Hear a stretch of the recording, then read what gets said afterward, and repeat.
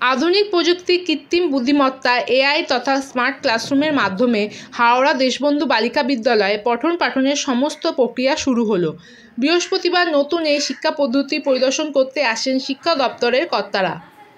রাজ্যের 10টি স্কুলের মধ্যে হাওড়ার এই স্কুলে পাইলট প্রজেক্ট হিসেবে স্মার্ট লার্নিং অ্যাপের মাধ্যমে রোল কল থেকে শুরু করে পঠন পাঠন, পরীক্ষা ইত্যাদি সমস্ত প্রক্রিয়া ত্রুটিহীনভাবে করা যাবে বলে প্রধান শিক্ষিকা কুসুম ভট্টাচার্য জানান।